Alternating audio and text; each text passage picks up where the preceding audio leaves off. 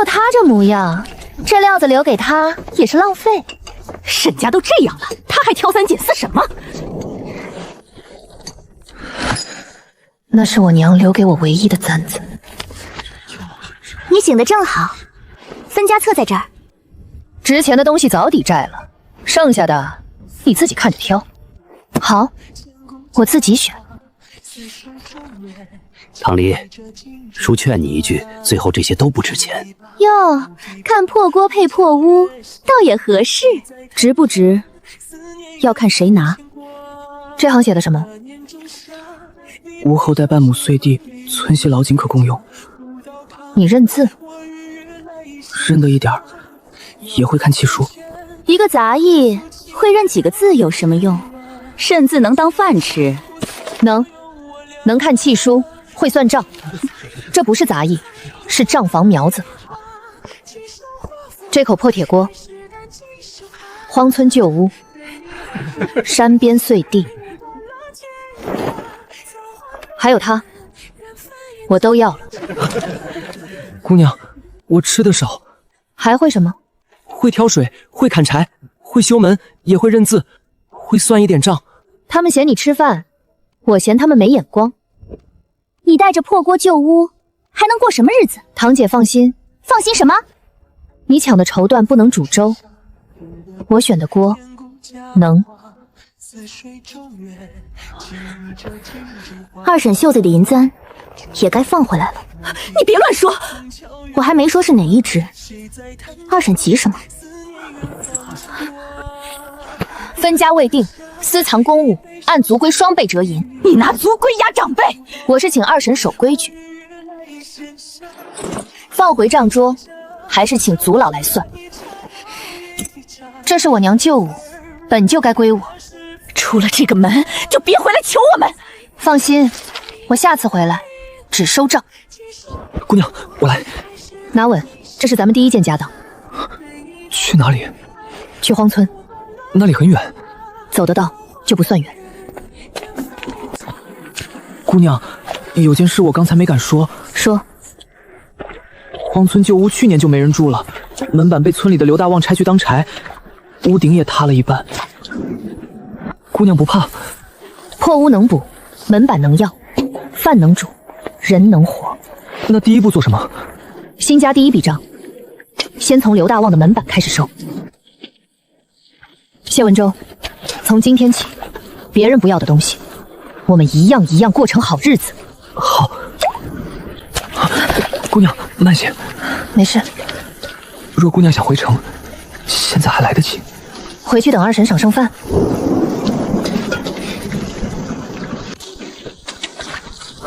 路太滑了。路滑不要紧。那什么要紧？人别滑回去就行。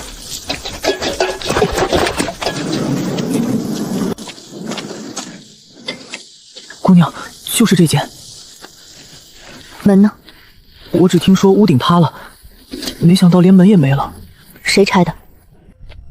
姑娘，今晚先去村里借一夜柴房吧。你以前全浴室都这么算了？以前没什么可争的。从今天起，有了。门板谁拆的？刘大旺，村里人都怕他。姑娘，门没了就要门，人还站着就别先认输。姑娘，你真要找刘大旺？他家在哪儿？院里挂猪骨那个。多谢。姑娘，我陪你。走。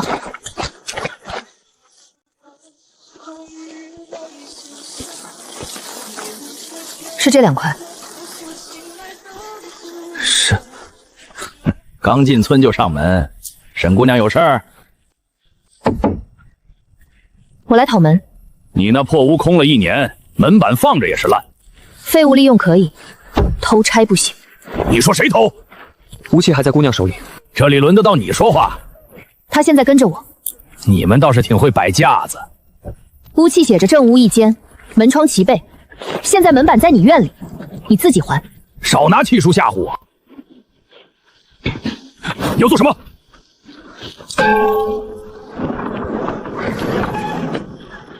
沈唐离，各位叔伯婶子都听着，我今日刚到荒村，屋契写着门窗齐备，可我进门一看，门没了，门板在刘大望院里。你别乱说，那就当着大家说清楚。门框损眼对得上，门板烧痕也对得上，左边门板下沿有烧痕，和旧屋门框底部焦痕正对。还真是，这少年眼睛够尖。不就是2块旧门板，我用了1年，早算我的了。按你这个理，谁用1年就算谁的。怎么？那明年我来你家住1年，是不是也算我的？姑娘，这是周礼正。周礼正，我今日出来，不想惹事，只想拿回自家的门。这门是不是沈家旧屋的？不记得了。你不记得，我记得。去年你说旧屋没人住，拆2块门板挡雨。我说过，沈家有人来，你得还。还吧，今晚雨这么大，没门，屋里都住不了人。还就还。今晚先还门，明日门板损坏的账再算。小周，我没事。雨大，手也容易滑。李正，明日请您做个见证，该修的修，该赔的赔。姑娘别动，我背。背得动。姑娘刚才说我值，所以值钱的人不能连门都背不回去。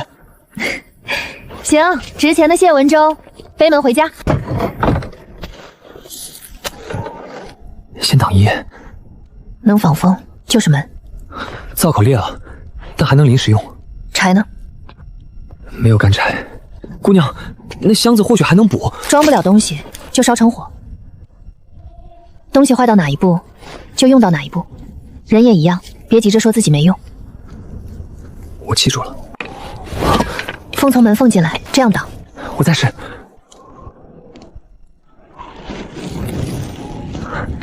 姑娘真会。会一点，够活命就行。姑娘先吃。你什么时候留的？昨日想着路上也许用得上。我不饿。你肚子刚才叫了。以后跟着我，饭一起吃，苦一起受，谁都别装大方。从前没人这样分给我。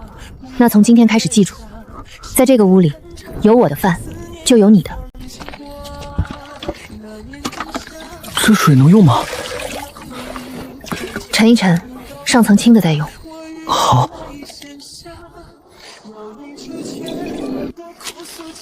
姑娘，这个能吃？能。会不会认错？不冒险，只过日子。那我洗干净。行，今晚这锅粥就靠它撑场面了。今晚的富贵全在这几粒眼里。笑了？没有。笑了也值钱。姑娘，你背门打水生火，酬的归你。我会好好做事。你还得认字算账，账房苗子不能浪费。谢谢姑娘带我走。谢早了，后面苦日子还多。我不怕苦。明天开始先补屋，再找吃的，再想办法赚钱。我听姑娘的。第一顿就吃成这样，还敢跟我算账？你来的正好。明日你们的半亩碎地要交荒替税。荒替税？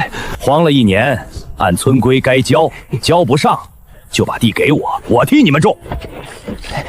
你们连第一顿都这么难，留着地也种不活。门板账还没算完，你又送来一笔。你还挺硬气。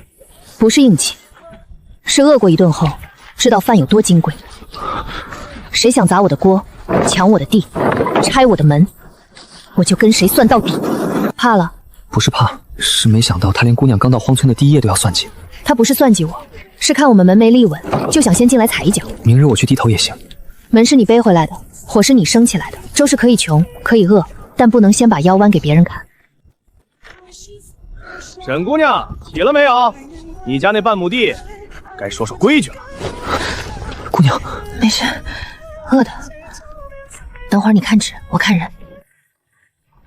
沈姑娘昨夜睡得还成？托你的福，门板挡风，比没门强。既然能睡，那就说地。半亩碎地荒了1年，村里替你看着，300文。300文购买半石粗粮。今日交清，交不清，我替你报个代管，往后这地就不用你费心了。指给我看看。你看得懂吗？我看。你一个沈家旧仆也要替他出头？我不是沈家旧仆了。姑娘昨日带走了我的卖身契，如今我替沈姑娘看契。写了什么？这不是官府税契，上面写的是村中代管荒地杂费，不是税。代管？那就说清楚，谁代管的？又怎么了？李正，我来收荒地杂费。他说杂费，刚才却说成荒地税。我想先看看谁代管了我的地。税是官府的事，村里什么时候能自己喊税了？我顺口一说。顺口说错也得说清。你别乱口话。税是朝廷收，杂费是人收，这两个若是一个意思，就不是我家半亩地的小事了。李正，劳烦带路看地。这叫荒了1年，不像荒地，像是种过一季。雨后也藤，乱长的。不是野藤，这是红薯藤，地里收过红薯。你懂什么地？这水沟也不是旧沟，沟边泥色新，去年秋后应该清过。大王，这地你种过？我见荒着可惜，顺手种了2垄。顺手种，顺手收，顺手不告诉主家，还顺手来收我的代管费。这不是代管，这是代吞。地可以还，占地的账呢？你还要算账？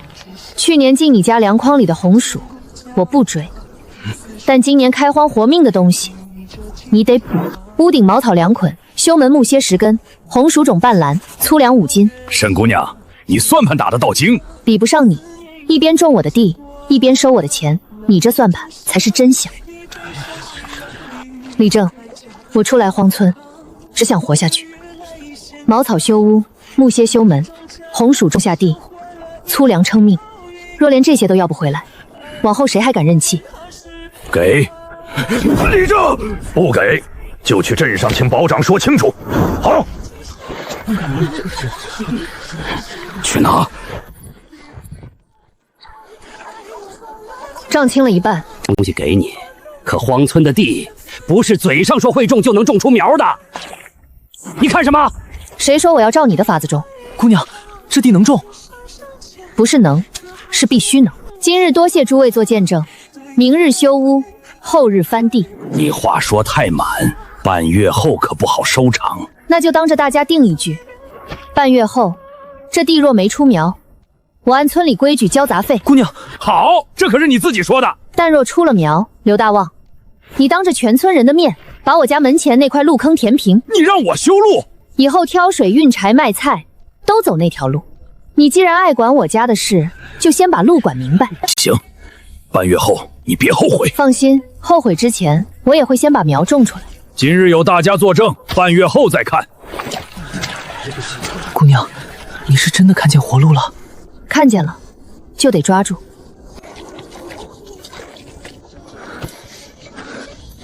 姑娘，今天不用饿了。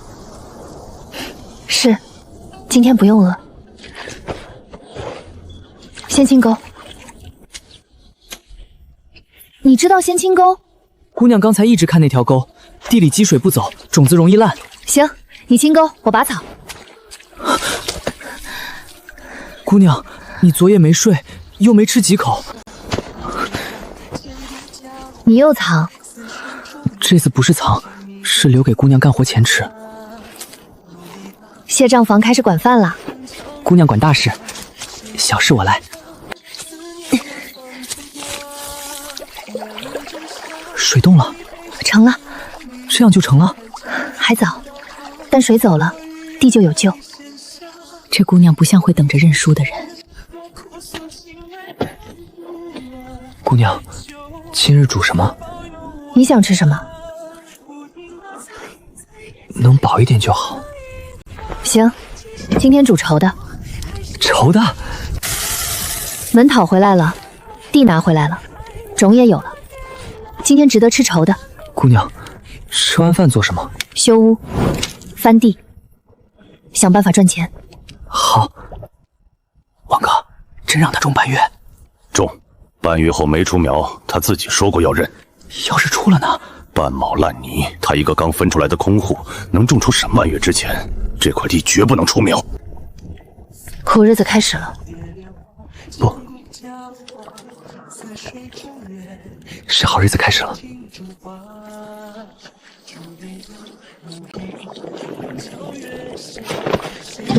姑娘，火！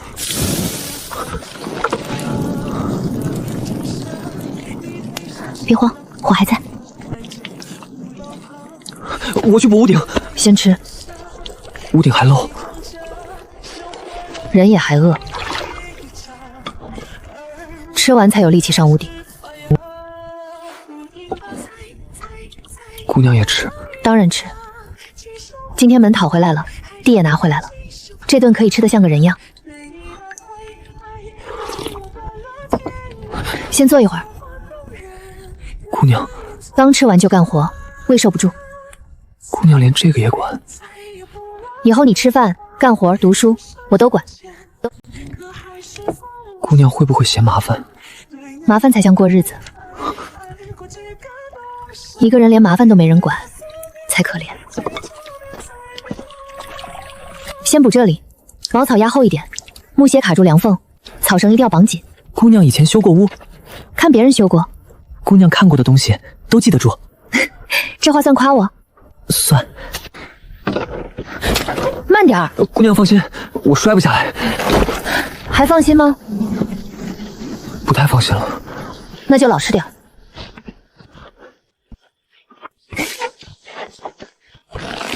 姑娘，没事，我没弄好，绳坏了，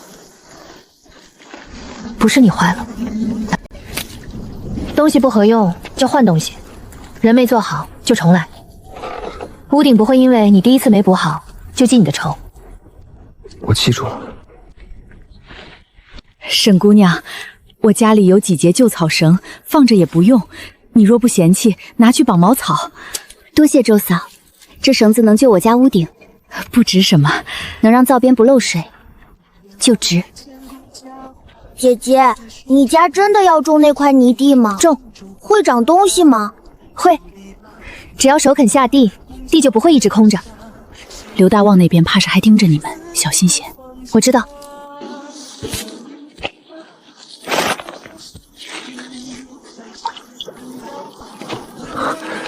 灶边不漏了，成了。火能留住了。姑娘今晚能睡了。你也一样。我可以守火。今日开始，家里第一条规矩。什么？活要干，命也要留。好。姑娘，这里有豆子，打开看看。坏了不少。没全坏。这都被虫咬过了。被虫咬过不代表不能活。这东西不只能吃，还能变钱。变钱？豆子老了，直接煮不好吃。磨豆腐没石磨，也没本钱。那还能做什么？发豆芽。发芽？洗净一炒，几日就能出，加一点盐就香脆。镇上人若吃过，会买。这东西能卖？别人看它是旧豆，我看它是第一笔生意。姑娘，要怎么发？先挑豆，圆润的留，虫眼深的不要，发黑发臭的不要。你写什么？发豆芽的法子，我怕忘。以后这里空出一角，给你读书用。读书？先用木板写，豆芽卖了钱，第一样买米，第二样买盐，第三样买纸笔。姑娘，纸笔太贵，所以要赚钱。我会好好记，也会好好读。那谢账房先记第一笔账。什么账？周嫂草绳一篮，记人情。刘大旺门板未赔，记外账。半袋黄豆，记生路。怎么这么小心？姑娘说这是第一笔生意，我怕挑错。挑错几颗不碍事。第一笔生意要认真。以后你若读书，也这样认真，会有出息。姑娘还想着让我读书，不然呢？我买纸笔的钱都还没赚到，你就想先退？我没有，只是以前没人觉得我还能读。那是他们眼光不好，我眼光好。我选的屋有地，我选的锅能煮饭，我选的豆能发芽，我选的人当然也能有前程。我会努力。你盯着他，他现在也不会立刻发芽。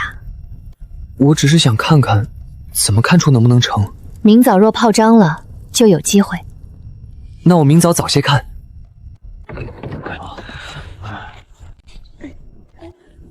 旧豆发芽，放了1年的豆子还能折腾出什么？这不是糟蹋水吗？沈姑娘，这旧豆真能发芽？他说能，你们还真信？这豆子都沉成这样了，怕是连牙气儿都没了。若这都能卖钱，村里人早发财了。刘大旺，你昨日管我家门板，今日管我家碎地，现在连我陶罐里泡什么也要管。我只是怕沈姑娘忙活3日，最后端出一罐臭水。那就3日后看。看什么？3日后，这罐旧豆若发不出能吃的芽，我认你一句眼光准。若发出来呢？若发出来，你借我1副扁担，2个竹筐，用3日。姑娘要去镇上卖，有货就得有路。你倒是会算。过日子的人当然会算。行，3日后我来看，到时候别说那一罐浑水，也是生意。那你记住，1副扁担，2个竹筐，3日。旧豆还能发芽，这可得看看。哼！沈姑娘，若成了，真的能吃？能，脆嫩，热锅一炒，加一点盐就香。3日后若成了，先给你家孩子盛1碗。这怎么好意思？姑娘，若豆芽真能卖，要有筐，也要有人挑。所以，筐若赢回来，我来挑。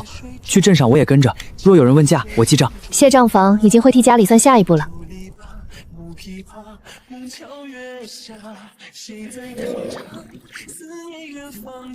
姑娘，怎么了？水面起泡了，是不是坏了？坏了吗？不是坏，那是醒了。豆醒了，我们的第一笔生意也醒了。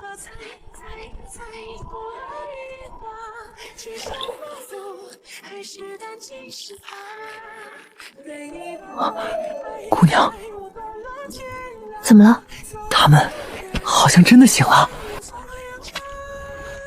不错，第一步成了。接下来做什么？倒水。倒掉？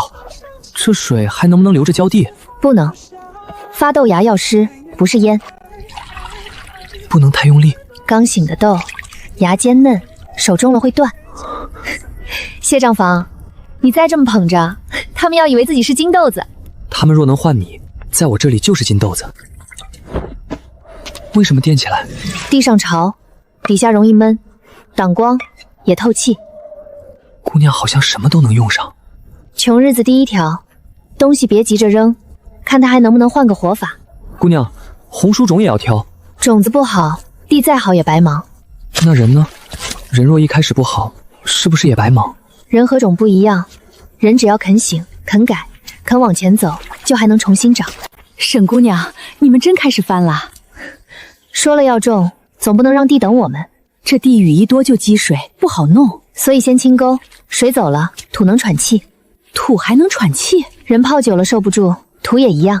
姐姐，这个也会发芽吗？会，不过要埋到土里，不能天天挖出来看。我帮你们拔一会儿草，不耽误你家活，半个时辰不耽误。我也想看看这地能不能出苗。不行，回屋看豆。我也去。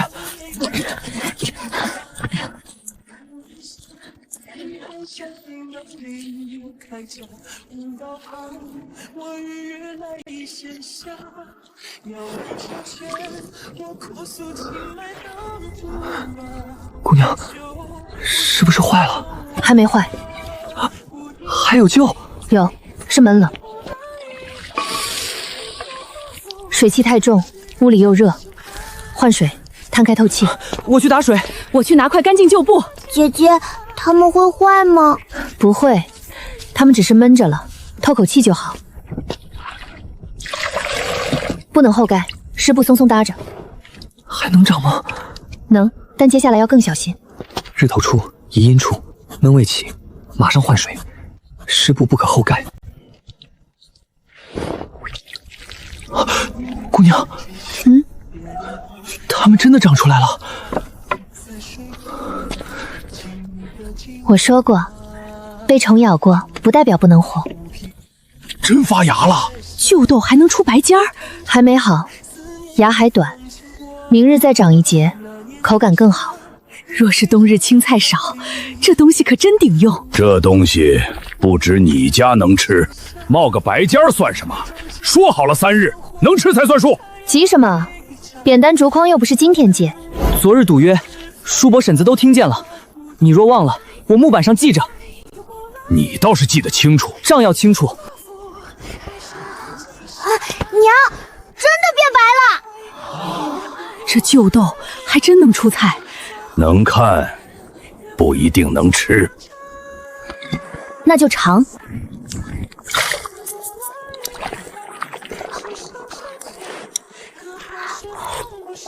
怎么样？脆嫩，能吃。李正，劳烦做个见证。脆。沈姑娘，这东西若加点油，肯定香，冬日能就一桌没菜的饭。所以能卖。旧豆真能变菜，镇上人吃个新鲜，说不定真买。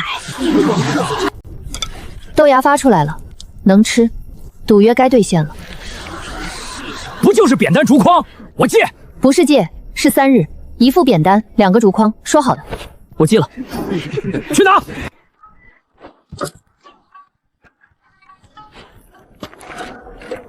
怎么样？能用。别高兴太早，这点豆芽才半筐，镇上菜市要摊费，你们有钱摆摊吗？摊费多少？镇上临时摊位1日5文。会发豆芽是一回事，能卖掉又是另一回事。不摆摊，不付摊费，也不等客人来挑。沈姑娘，你要上门卖，先试口，让人尝过才知道值不值。白送。白送的是一口味道，收回来的是第一笔生意。姑娘，我挑。若有人问价，我记账。那就记清楚，明日目标不求卖完，只求赚回第1文钱。娘，脆的。沈姑娘，这东西真能卖，镇上那些吃惯咸菜的人肯定爱这个鲜味儿。借嫂子吉言，明日去镇上走早些，刘大旺怕是不会甘心。他越不甘心，越说明我们走对了。你看他做什么？我想记住，这是我们赢回来的第一样做生意的东西。那记清楚，以后这样的东西会越来越多。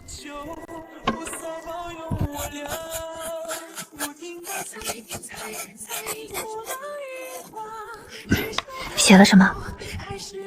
旧豆能行，人也能。明日去镇上，可能没人买，那就多问几家。可能被人笑，那就让他们先尝。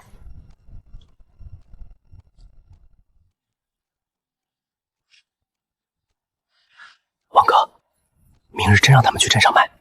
半筐豆芽，明早跟着去看看，别让他这第1文钱赚得太容易。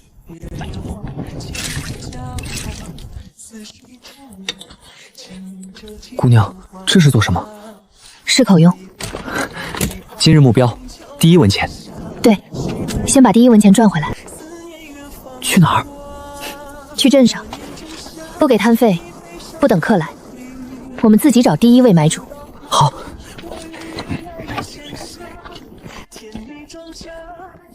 姑娘，怕它蔫儿。豆芽嫩，太阳一出，风一吹，卖相就差。别跑。姑娘，若真卖不出去呢？卖不出去就换。换什么？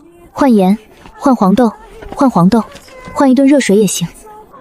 今天最要紧的不是赚很多钱，是让第1个人尝到它。饿了？不饿。他不听我管。今日若卖出第一文钱，先买2个粗面饼。先买盐，盐要买，饼也要吃。5文，知道了，摊费不摆摊。不摆摊，挑东西进去做什么？找买主。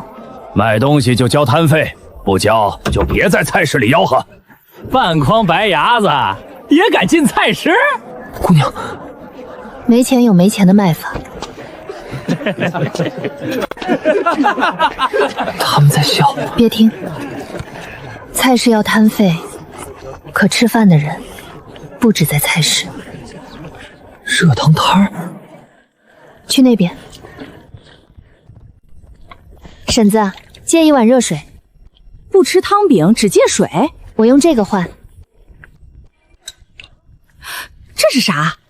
豆芽，热水一烫，放进你的汤里，能添鲜脆。我这汤摊来的都是熟客，你这东西我没见过，万一吃着不舒服，算谁的？没根没叶的白牙子，谁知道干不干净？婶子不放心，我先吃。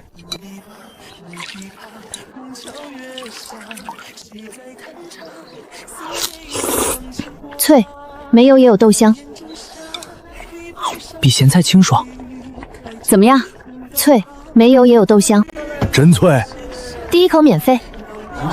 不要钱？尝。脆的比咸菜爽口，不是免费尝尝吗？也给我尝尝。第1口免费，第2口就是生意。老板娘，给我汤里放点这个。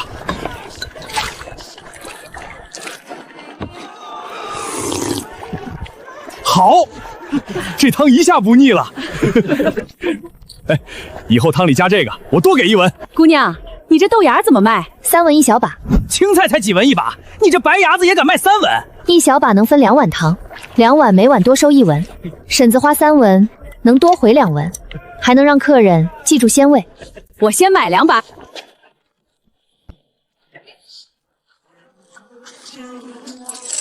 记账。豆芽2把，收入6文。姑娘，你这东西明日还能有吗？今日不多，若能换到新黄豆，3日后能多些。你缺豆？缺豆也缺盐。我这里有半龄黄豆，你剩下这些我要3把，给你10文，再添半龄黄豆。姑娘，筐里只剩7小把。婶子，我给你2把，收你6文，黄豆我另买。为何？今日我要再找2个买主，若只卖你一家，明日我只知道你一家愿意买。你这姑娘算盘打得远，穷人家的算盘得拨到明日。行，黄豆算你8文，2把豆芽6文，再补2文，换。谢账房记，收入12文，收出2文，换半升黄豆，余4文，再买盐。那还买饼吗？婶子，你这汤饼能不能换？你还想怎么换？不卖，换2块粗面饼。今日算你试口价，吃。姑娘，豆芽不多，你还要找买主。人饿着，走不到下一个买主面前。那姑娘也吃。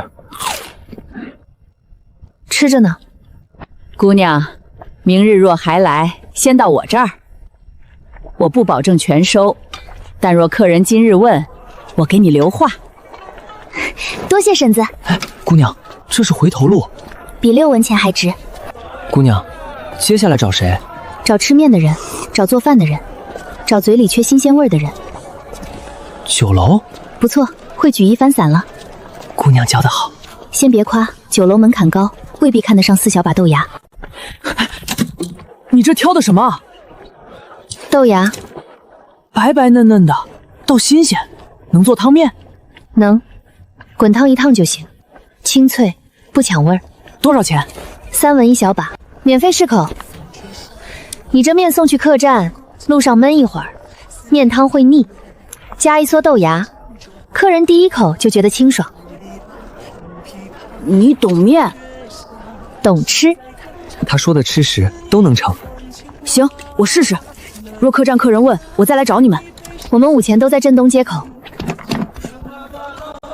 姑娘，他会回来吗？不知道，但他记住豆芽了，这就不亏。姑娘，前面是柳记布庄，沈家二房常来，二婶和玉珠姑娘可能会在。那就走过去。我们又不是偷东西，不用绕。好。唐离，我还当看错了，你如今出来卖菜了。这才几日，沈家小姐竟真挑着筐来街上糊口了。二婶说错了，不是糊口，是做生意。就这半筐白牙子？不是半筐，已经卖出去6把，换了半升黄豆，赚了4文余钱，现在只剩4小把。谁会买这种东西？我买。姑娘，方才加豆芽的汤饼又有2桌客人要，你这豆芽还有没有？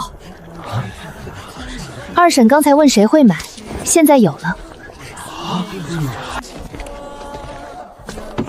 劳烦让一让，别挡客人。哎，大娘，先让让，我尝一口这豆芽。先尝，喜欢再买。还真脆，给我来半把。半把1文。他只尝鲜，半把够。可以。姑娘，剩下的不卖，留给福来客栈。若那小伙计回来，总不能让人扑空。余1把半，留客栈现。不过几文钱，有什么好得意的？几文钱是不多，可这是我自己挣的，比等别人赏饭踏实。唐离，你若实在缺钱，回家认个错，二婶心软，许还能给你1顿饭。不必，我现在自己挣来的饭。走。好。姑娘，那豆芽看着真挺嫩。不过是些豆芽，看它能卖几日。去打听打听，他那豆芽到底怎么发出来的。姑娘，沈玉珠似乎让人去打听。让他打听。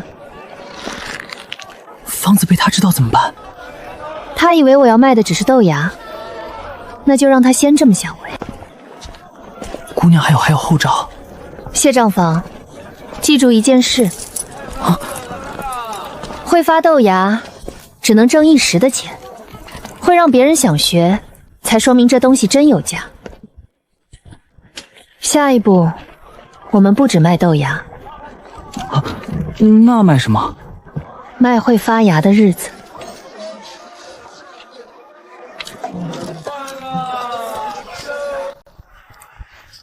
姑娘，真要留给福来客栈？说那小伙计不回来呢？午前不来，就改卖。豆芽等不了人。午前不来，改卖。豆芽姑娘，可算找着你们了。客人问了。你怎么知道？若没人问，你不会跑这么急。方才那碗汤面送进客栈，客人第一口就问面里那点脆菜是什么。掌柜让我赶紧来找你。掌柜要多少？有多少要多少。只剩1把半。就这点儿，不够啊！客栈还有2桌客人等着尝，不够配2桌。那怎么办？带我去见你们掌柜。见掌柜？最后这1把半不卖散客，给掌柜试。若他想3日后还要，就当面谈。快些啊，姑娘，我在外中等。为什么？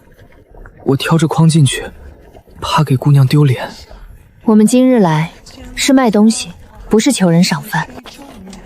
你挑的是豆芽，也是我们第1笔生意，有什么丢脸？我跟姑娘进去。这才像我的账房。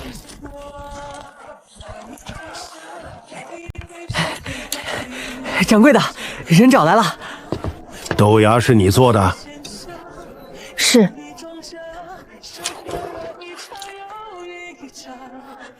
就这点儿？今日只有这点。我客栈不是汤摊，你这点东西，连1桌客人都未必够分。掌柜，今日客人问的是豆芽多不多，还是豆芽新不新？自然是新。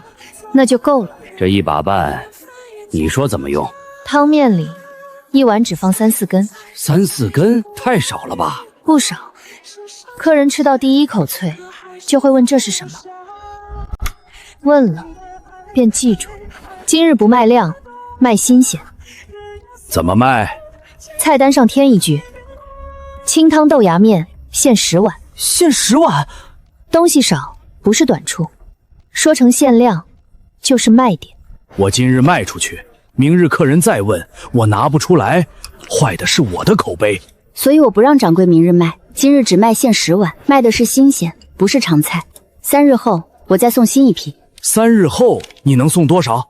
谢账房。姑娘，今日换回半升黄豆，若都成，能出1篮有余；若有折损，可能只够8、9成，不可达太满。你倒会算，只是照实际。3日后辰时，我送1篮来，若少1成，按少的扣钱；若品质不如今日，掌柜可不要尾钱。你倒敢担！做生意，话不能说满，但说出口的账要认。好，那说价。今日这1把半，若掌柜只买现货，4文。贵了。贵的是今日镇上第1份。镇上第1份？热汤摊已经用了，但客栈若上清汤豆芽面，就是镇上第1家把豆芽写进菜名的客栈。掌柜买的是面，也是新鲜蒙头。姑娘，你这话比豆芽还脆。若只要今日这1把半，4文；若定3日后1篮，今日这点算试菜，不另收。定钱多少？那今日这1把半，掌柜按4文买走。至于3日后的第1篮，我先送热汤摊。姑娘，5文是菜价，不是新鲜价。这1篮豆芽，我3日后只会先供1家，给热汤摊脚夫会记得，给客栈商客会记得。掌柜觉得这个新鲜名头值不值10文？你把我也算进去了。定钱10文，3日后辰时1篮，品质和今日一样，我再补尾钱。谢账房，记。福来客栈3日后辰时，豆芽1篮，定钱10文，少1成扣1成，品质差不收尾钱。今日鱼豆做试菜。你会写字？会一点。这是你家账房？是。我还在学。能把账记清就不算差。收账。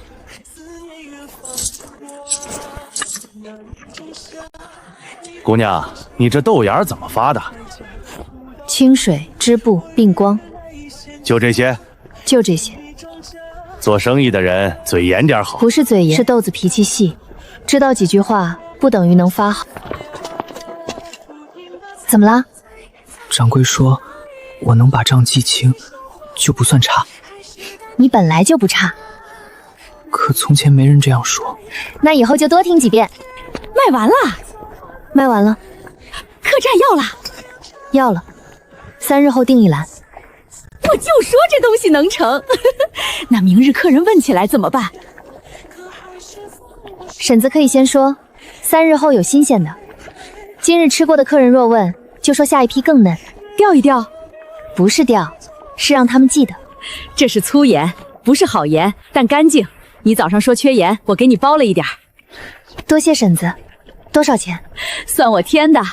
你让我汤摊今日多卖了几碗汤饼。热汤摊盐1包，记人情。你这小账房倒认真。账不能乱。糙米3文，麻线2文，定钱10文，不可乱用。散钱还余5文。定钱为什么不可乱用？那是福来客栈3日后1篮豆芽的钱，若花了却发不出豆芽，就是失信。这就是账房该记住的。姑娘，她真的去问了。听听。婶子，那豆芽生意真的那么赚钱？赚钱？那也要看有没有那个本事呢。听见了？清水、湿布、避光。还有呢？没了。就这些？人家沈姑娘说了，豆子脾气细，知道几句话不等于能发好。他没问出来。他已经问出来了，可只有清水湿布避光，够了，足够让葱玉准回去折腾一罐坏豆。发豆芽听着简单，水多会闷，布厚会坏，见光会苦，豆子不挑会臭。他这一问也提醒我了，豆芽能卖，法子也会有人盯上。那怎么办？回去之后，谁给豆不止发创豆芽，谁出力还要先立规矩。什么规矩？谁偷学做坏了，别来砸我招牌。谁想学真法子，就拿诚意来。怎么样，卖出去了吗？卖完了。真卖完了？热汤摊买了，福来客栈定了，3日后一篮，定钱10文。客栈？沈姑娘，你这生意真成了？还没成不成，要看这半生豆。要我帮忙吗？我手笨，但挑豆、洗布、换水这些活儿，你教我能学。嫂子不白帮。什么？你出力，我出法子。客栈这篮豆芽若成，扣掉本钱，利润分你一份。还分我钱？出力就分钱，这是规矩。我干。我也干。你负责看着鸡别啄豆。我能看住。周嫂入豆芽活，出力分成。第一步，挑豆，原石的留，发霉的不要，虫眼深的不要。第二步，泡豆，水数没过1指，不能贪多。第三步，换水，早晚2次，闻到闷味儿立刻透气。王哥，他真卖成了，现在周嫂也跟着他干了。原来只是他一个人折腾，现在村里人开始往他那边靠了，这才麻烦。姑娘，3日后一篮能成吗？能不能成，看今晚。第一夜最要紧，豆醒得好，后面才顺。我守。不是一个人守，今晚我们轮着看。行，活要干，命也要留。姑娘，今天挣的钱不多，但我觉得比沈家库房里的银子还重，因为这是我们自己挣来的。自己挣来的钱，哪怕1文也有底气。谢文州，明日开始，荒村要有人跟着我们一起发芽了。我会把账记清。从今天起，我们不只卖豆芽，那卖什么？卖一条能活下去的路。沈堂里用破陶罐都能成，我用青瓷罐自然更干净。姑娘，水要倒多少？倒满，豆子喝足了水才长得快。不呢，补得暖些，长得更快。堂里，你若识趣，把谢文州交回沈家，再把豆芽方子交出来，二婶还能替你寻个体面去处。体面？堂姐昨日捧着一罐坏豆进客栈，也挺体面。至于谢文州，分家册上写的清清楚楚，旧木箱破铁国荒旧屋半亩碎地，谢文州卖身契，全归我。当日你们嫌他是吃饭的嘴，今日他能记账，能看文书，能谈生意，你们又想要回去。沈家是开铺子的，总该知道卖出去的东西没有厂假了又反悔的道理。你把人当东西？不是，你们当初把他当东西分，我现在把他当人用。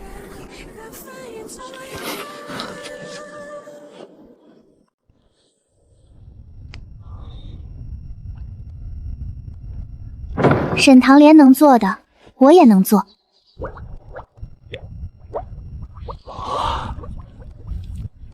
姑娘，她醒了。醒了，这样就算成了？这才刚开始。第一夜醒得好，后面才稳。我守。你昨夜也没睡踏实。我守后半夜。我中间起来看一次。谢账房，规矩第1条，活要干，命也要留，记得就好。周嫂不能盖厚，我怕它冷。姑娘说过，湿布不可厚盖，会闷。不是坏事，第一次都容易按自己的想法来。发豆芽最怕凭感觉，觉得水多长得快，布厚暖得快，晒晒醒得快，这些都不行。姑娘，为什么分开？全放一处，若闷坏就全坏。大单不可全压一罐。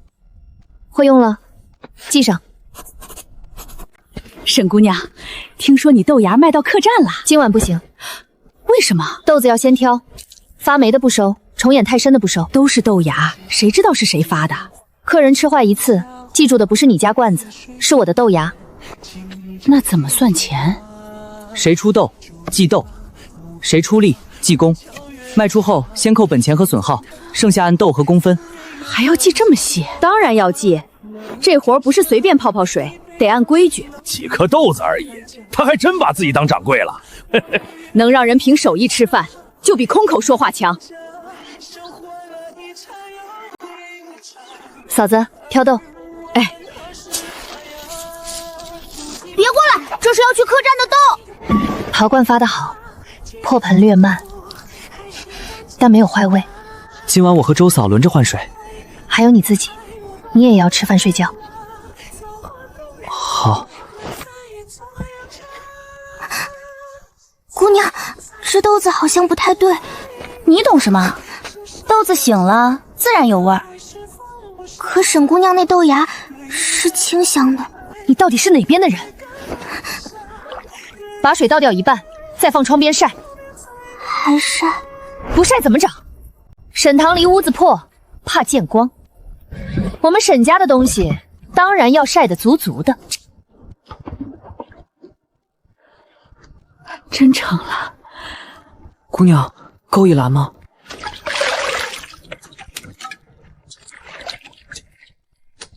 够，谁来我赶谁。客栈要的是招牌菜，不能带豆皮，不能有坏根。我也去送。你出了力，这篮豆芽交出去，你也该看看。好。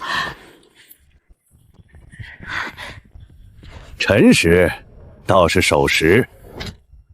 掌柜验货。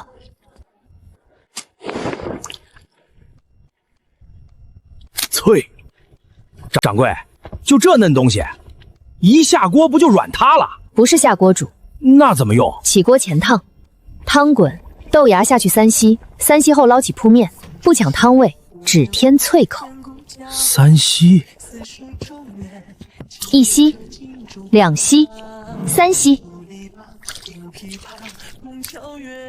师傅尝一口，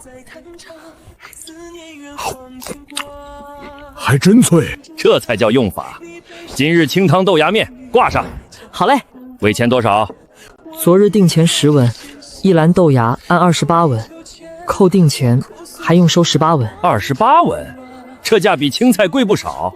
掌柜昨日说客栈卖的是招牌，今日这篮不只是菜价，也是镇上第一份清汤豆芽面的新鲜价。你这小账房，把你家姑娘的话记得牢。账要清楚。收着。若今日卖得好，3日后再送一篮。接不了，豆量要算。今日回去看能收几家豆，若能接，明早让人来回话。哼，敢不一口应下倒是稳。行，我等你回话。掌柜，我这里也有豆芽，用的是上好的黄豆，青瓷罐发的，比他那破陶罐干净多了。那就请掌柜看看。这是什么味儿？这也能吃？只是味道重些，洗一洗就好了。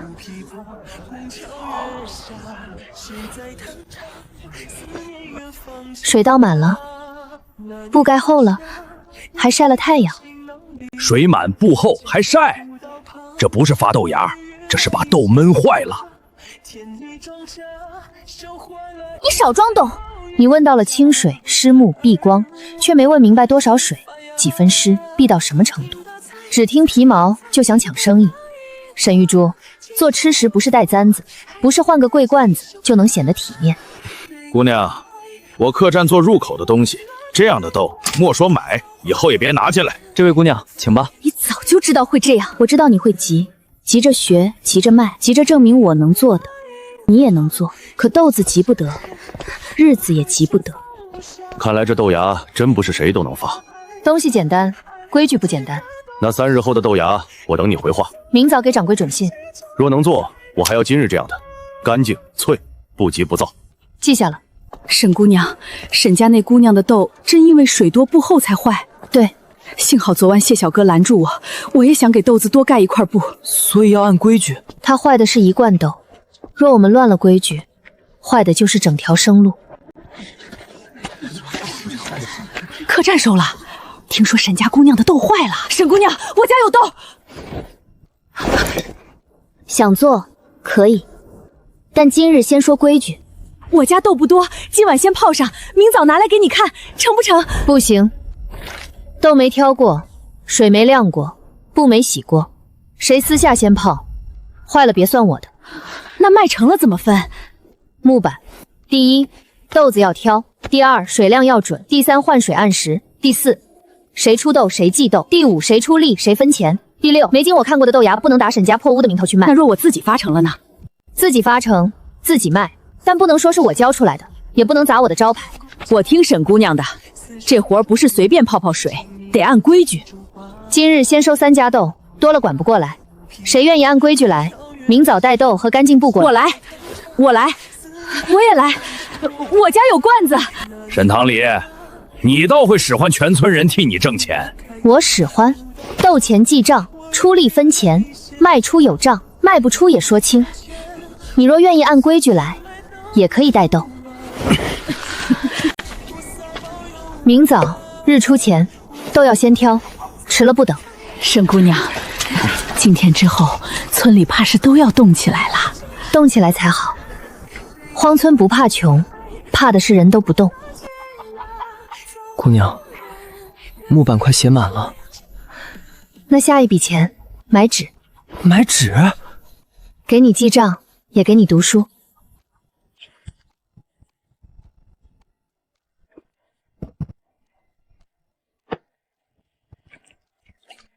他竟敢让你在客栈出丑！不是他让我出丑，是他故意没把真法子说出来。那就让他说出来。怎么让？她是沈家分出去的女儿，分家文书上可没写她能私藏沈家的生财方。明日叫族老一起去，带上分家营书，就说不是来求方子，是来拿沈家的东西。姑娘，今日的账都清了。明早还有3家豆要收。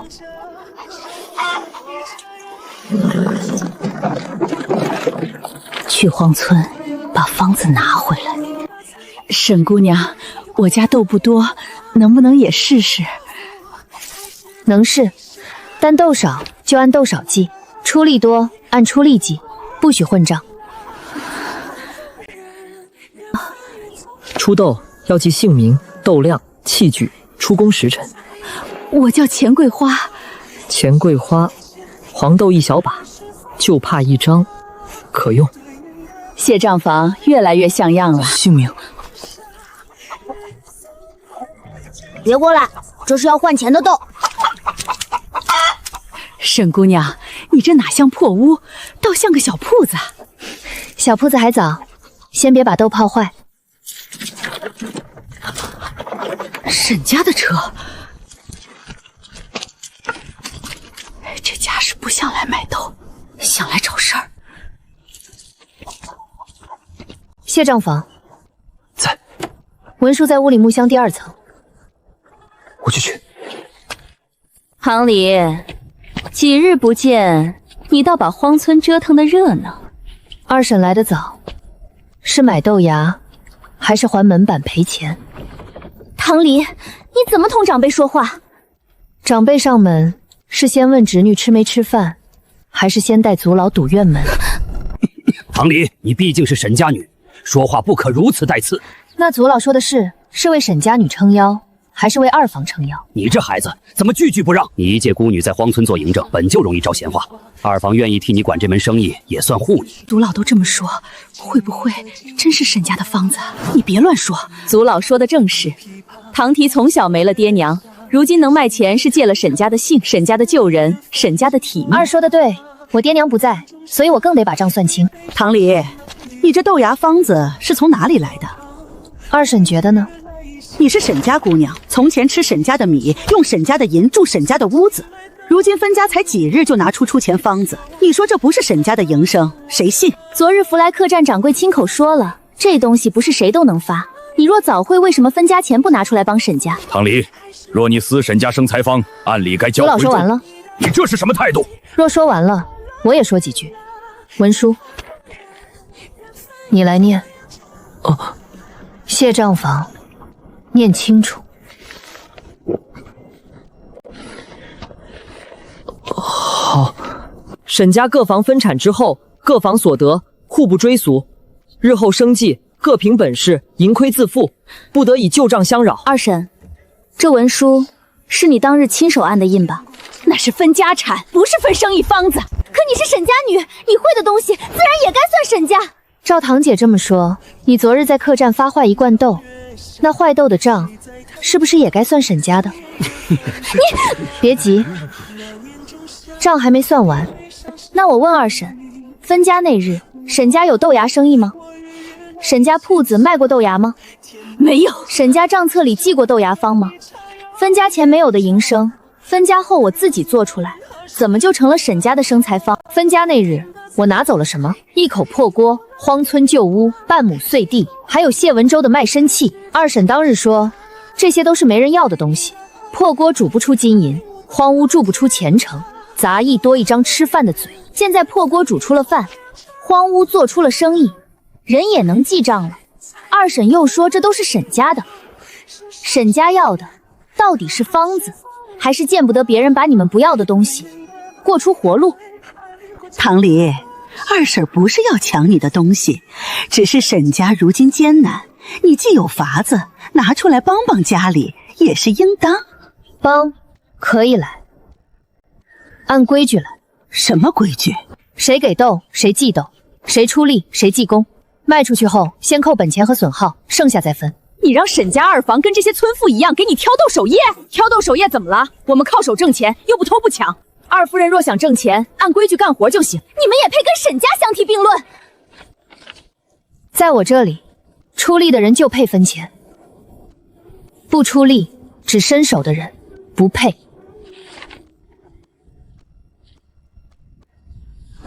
唐离，你真以为靠几罐豆芽就能不认沈家了？我认文书，认账，认规矩。至于沈家，分家那日，是你们先把我推出去的。好，方子你不交，那这个人呢？谢文州原是沈家仆役，他的卖身契不过是分家时暂放你手里。你一个未出阁的姑娘，带着一个男仆在荒村过日子，还让他管账见客，传出去不怕坏名声。祖老今日既然来了，正好做个见证。见证什么？沈家二房若想学豆芽，可以按我荒村小院的规矩来，出豆出工记账分成。若不愿意，从今日起不得再用沈家名义说我私藏方子，也不得来要谢文州，更不得拿分家文书之外的旧账压我。你还想让祖老替你立词据？二婶不是最讲族规吗？空口白话容易生事，写下来大家都清楚。写下来好。分家都分了，还想抢人家的生意？唐离，你毕竟姓沈，做事不要太绝。我不绝，所以我给了二房入货的路。是二婶嫌挑豆守夜丢脸。沈姑娘在吗？掌柜让我来回话，今日清汤豆芽面卖得极好，3日后那一篮半，掌柜要定。这是定钱。收。福来客栈，3日后一篮半，定钱15文，辰时送到。掌柜还说沈姑娘的豆芽干净，以后只认你这边送的。15文，这是真成了。客栈只认沈姑娘的，那这生意是真能做。祖老，现在还觉得这是沈家旧营生吗？既是分家后新做出的营生，自然归你自己。祖老，分家文书写得清楚，各房生计各凭本事。二房若想学，就按唐离说的规矩；若不愿，就不要再闹。听见了？福来客栈3日后一篮半，今日先收3家豆，谁按规矩做就留下，谁只想伸手拿方子，现在就走。我留下，我也留下，我带他们挑豆。姑娘，真的该买纸了。买。这回不止买纸，还买什么？买账本。我们这生意要正经记了。沈姑娘，掌柜说了，若下一批还成，后面可以每隔3日订一次。每隔3日，那不是长久生意。沈姑娘，我家还有豆。一个个来，先挑豆，再记账，规矩不乱，钱财不会乱。带豆的排队，手洗干净，豆到竹粉上。今夜不许乱。二婶，现在怎么办？走，就这么算了。她一个未出阁的姑娘，最怕的不是没钱，是什么？是别人说他不清淡。明日不用抢方子，让他自己跪着求沈家收留。姑娘，二婶不会就此罢休了。我知道。她还会做什么？方子抢不到，就该抢名声了。怕吗？不怕。为什么？姑娘说过，账要清，人也要站得直。好，那就先把这一篮半做出来。至于名声的账，等他们送上门再算。沈姑娘，出事儿了！怎么了？村口有人在传，说你一个未出阁的姑娘，带着年轻男仆住破屋，还让他管账见客。还说什么？还说你这豆芽生意是拿名声换来的。姑娘，我走。你去哪儿？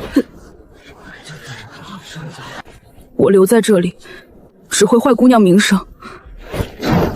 谢文州，你听清楚，他们抢不了方子，就想抢走你；他们抢不了生意，就想抢走我的脊梁。